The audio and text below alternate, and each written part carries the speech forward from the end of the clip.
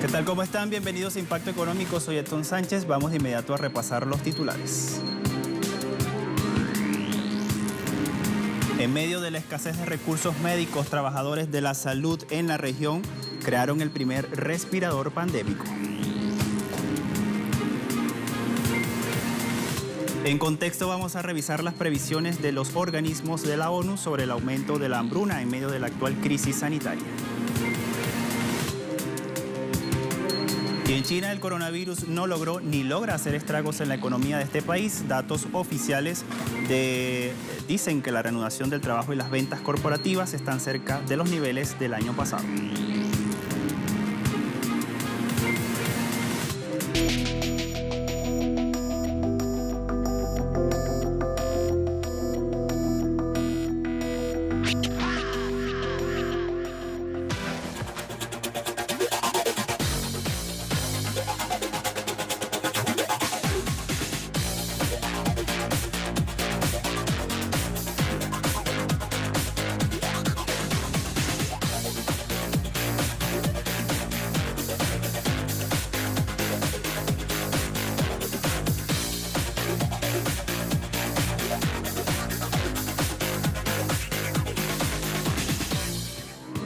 En medio de la escasez de recursos médicos por la pandemia del coronavirus, han creado un primer respirador. Vamos a ver los detalles a continuación. Un grupo de 7 latinoamericanos creó el primer respirador pandémico. Se trata del Resilient Breath. Con rayos UV y software de última generación, el ventilador electrónico servirá a pacientes en cuidados intensivos y también para el personal médico. La directora de Resilient Life Colombia, Claudia Aparicio, calificó el dispositivo médico como el Tesla de los respiradores. Es un ventilador invasivo que busca democratizar el acceso a tecnología de punta en dispositivos médicos a bajo costo, muy fácil de ensamblar y muy confiable. El medio Sputnik agrega que el equipo detrás del proyecto lo está sometiendo a pruebas en los laboratorios del Hospital Universitario de la Pontificia Universidad Javeriana. En el equipo también trabajan ingenieros de la Universidad de los Andes de Colombia que están llevando adelante el diseño, interfaces y chasis. Se tiene previsto construir 100 ventiladores para donación una vez se obtengan las licencias del Instituto Nacional de Vigilancia de Medicamentos y Alimentos de Colombia. Posteriormente, se procederá a fabricar en México y Estados Unidos. Agregan los desarrolladores que al ser un aparato sustancialmente electrónico, no existe desgaste en sus componentes. El gobierno de Chile anunció un proyecto que busca crear un seguro para proteger los ingresos de los trabajadores independientes que no tienen salario mientras dure la crisis sanitaria de la COVID-19. La medida beneficiaría a más de 1.200.000 personas que trabajan bajo la modalidad y han visto afectados sus ingresos. La condición para recibirlo será haber emitido al menos 4 boletas durante los últimos 12 meses u 8 boletas en los últimos 24 meses y que a raíz de la pandemia el trabajador haya visto reducidos sus ingresos en más del 20% de lo que era en su promedio. El beneficio se otorgará en dinero de manera mensual y la cantidad va a depender del monto de la caída de cada ingreso y de la situación económica de cada persona afectada. El monto de aporte máximo de hasta $600 al mes por trabajador será puntualmente. El proyecto será enviado próximamente al Congreso.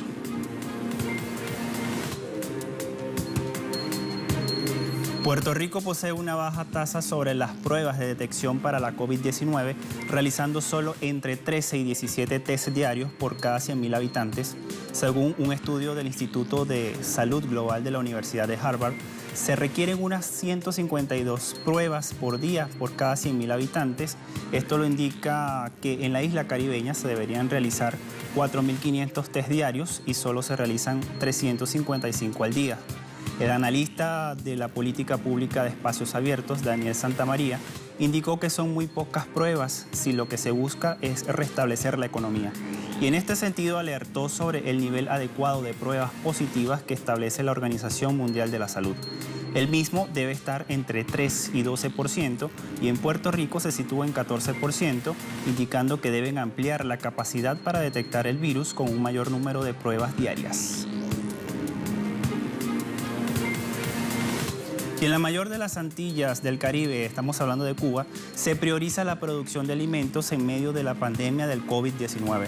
En este sentido, la producción y elaboración de alimentos y conservas están en el primer orden para satisfacer las necesidades de la población en la central provincia de Santic Espíritus.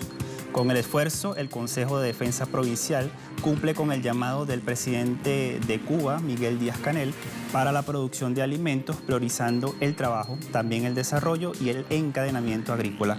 En esta provincia, Santic Espíritus, se mantiene en funcionamiento la unidad empresarial de bases frutas selectas de forma muy continua. La producción se distingue a nivel nacional por su amplio surtido agroalimentario que sustituye las importaciones. Miembros del Consejo de Defensa Provincial llamaron a diversificar y también a aumentar la producción de alimentos con destino a la población. En América Latina, las empresas pagan un concepto de impuestos a la renta mucho menos de los que deberían, más aún en menos de mayor despliegue estatal, como en el actual. Así lo reseña un artículo de la investigación del Centro Estratégico Latinoamericano de Geopolítica, el CELAC. En la región, el impuesto a la renta de personas jurídicas grava beneficios empresariales no distribuidos como dividendos o intereses, mientras la tasa legal del impuesto suele diferir de la tasa efectiva, que es lo que describe la carga realmente que soportan las empresas. Esto sucede porque la mayoría usan múltiples mecanismos establecidos en la ley para reducir la base imponible sobre lo que se aplica el tipo impositivo. Agregan que en el sector incluso la fuerza de su contabilidad para aprovecharse de las ventas fiscales.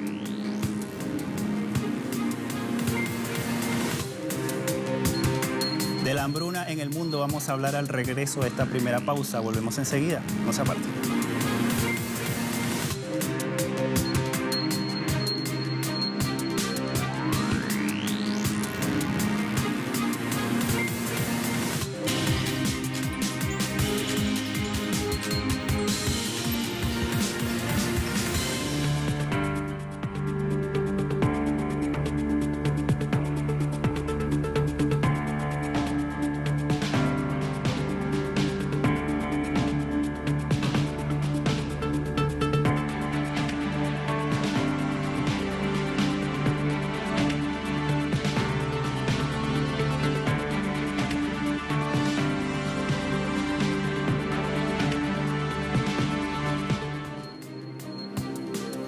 De acuerdo a una investigación de la agencia informativa latinoamericana Prensa Latina, la hambruna amenaza con extenderse a millones de personas en todo el mundo como otra pandemia de grandes proporciones que trae la acelerada propagación de la COVID-19.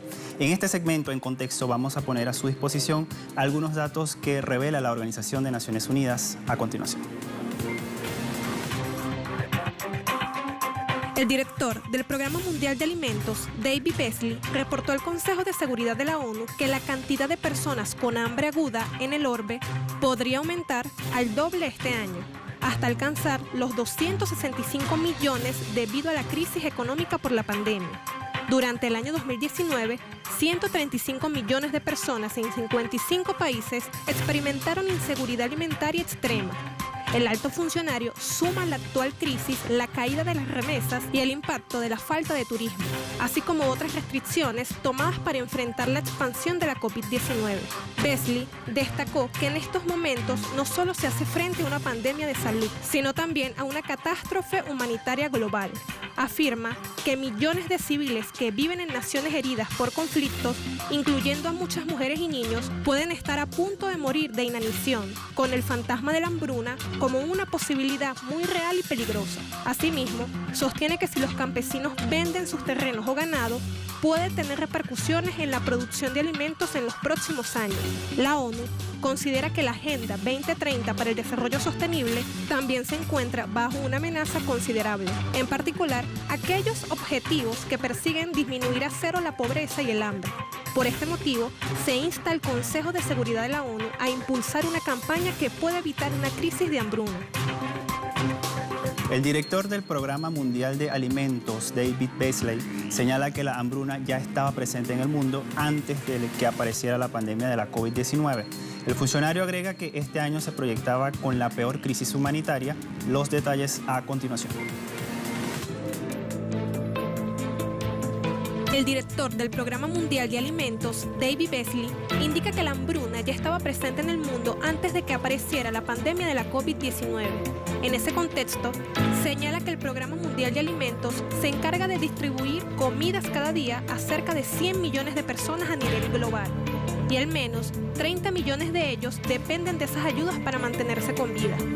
Beasley precisa que si el programa de la ONU no alcanza a cubrir dicha demanda diaria, podrían comenzar a morir de hambre cada día 300.000 personas en un periodo de 3 meses. El funcionario de la ONU alerta que antes del brote del coronavirus, el 2020 se proyectaba como un año con la peor crisis humanitaria desde la Segunda Guerra Mundial. Ello debido a las consecuencias de conflictos armados como los que suceden en Siria, Yemen y Sudán del Sur, además de los desastres naturales que cada día son más frecuentes, motivados los cambiantes patrones climáticos.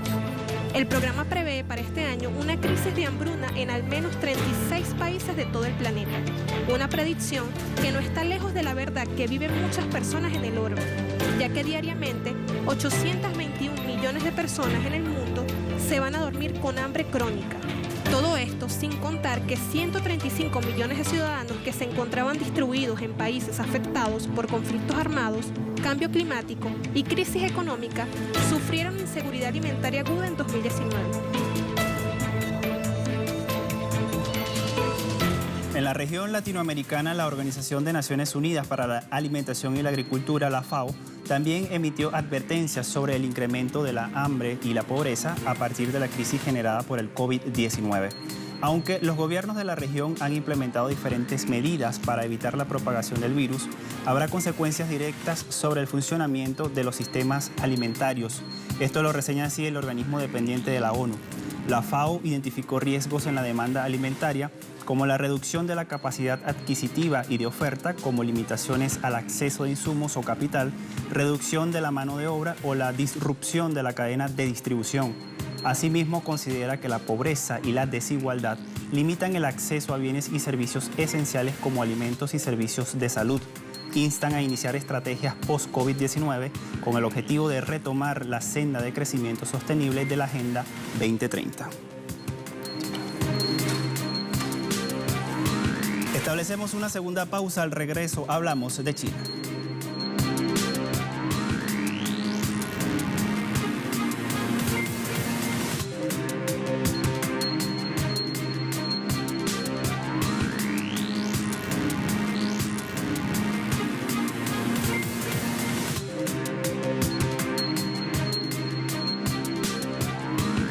La reanudación del trabajo y las ventas corporativas en China están cerca del 95% del nivel del año pasado.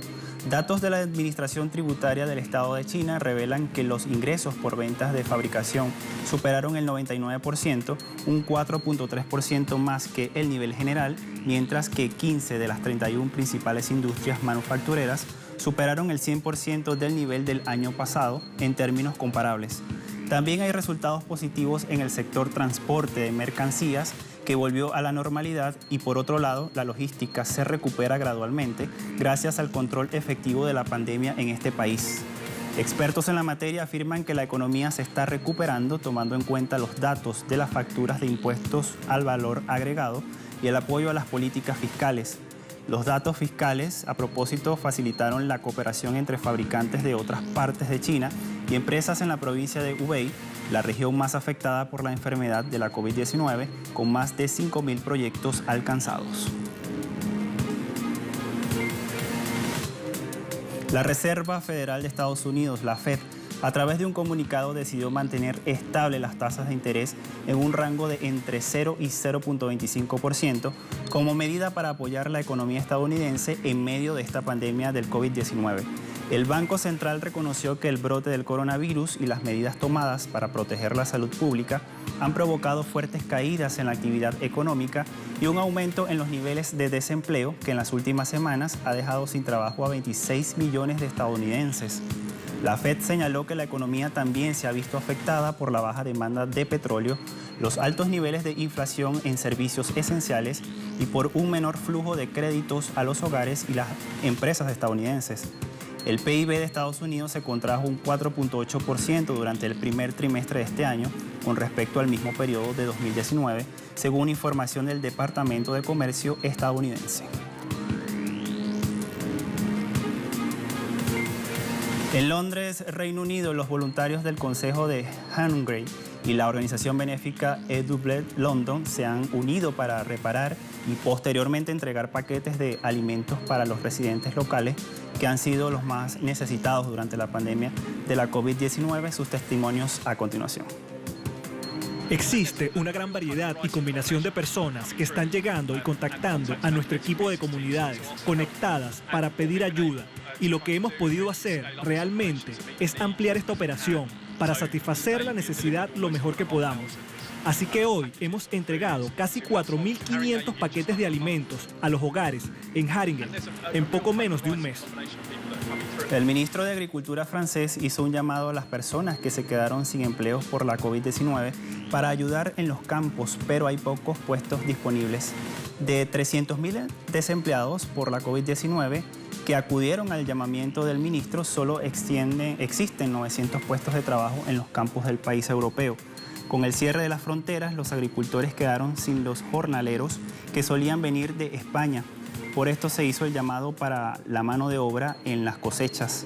En este sentido, la empresa encargada del sitio donde se emitió el comunicado detalló que desde el 19 de marzo se inscribieron más de 300.000 candidatos, con una estadística total de 11.3 millones de franceses en desempleo técnico o temporario por el efecto de la baja actividad económica por el coronavirus. El ministro de Finanzas de Francia, Bruno Le Maire, dijo que el gobierno apoyará a Air France con la condición de que la aerolínea se convierta en la más ecológica del planeta. Air France debe convertirse en la aerolínea más ecológica del planeta. Y ese debe ser el objetivo de Air France, en una condición sine qua non de mi firma con el Estado para apoyar a Air France. La Organización Internacional del Trabajo, la OIT, anunció que al menos 305 millones de personas perderán sus empleos a tiempo completo como consecuencia de las medidas implementadas en la mayoría de los países para detener el avance del coronavirus. Agrega que la caída constante de las horas de trabajo a nivel mundial significa que 1.600 millones de trabajadores de la economía informal están corriendo peligro de ver desaparecer sus fuentes de sustento. En el caso de las empresas, 436 millones de ellas enfrentan altos riesgos de interrupciones graves durante esta pandemia. También se verán afectados el comercio mayorista y minorista, la industria manufacturera, los servicios de alojamiento y también de alimentación. Por otra parte, el organismo dependiente de Naciones Unidas, en un informe titulado Las normas de la OIT y el COVID-19, determina que el COVID-19 y el trastorno de estrés postraumático contraídos por la exposición en el trabajo podrían considerarse como enfermedades profesionales. En este sentido, el organismo señala que en la medida en que los trabajadores sufran de estas afecciones y estén incapacitados para trabajar como resultado de las actividades relacionadas con el trabajo, deberían tener derecho a una indemnización monetaria, asistencia médica y a los servicios conexos, según lo establecido en el convenio sobre las prestaciones en caso de accidentes del trabajo y también de enfermedades profesionales.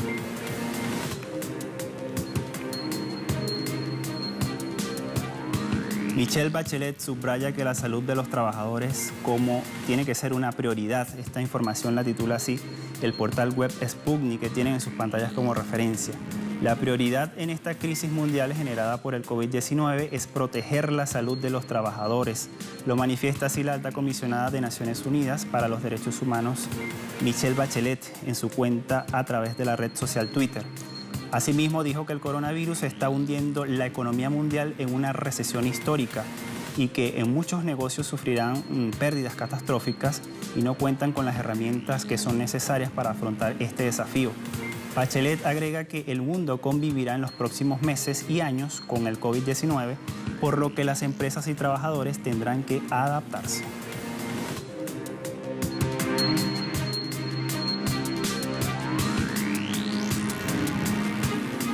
Revisamos los indicadores petroleros al cierre de la jornada de este miércoles. El barril de petróleo intermedio de Texas, $15.39 el barril, sube 24.71%.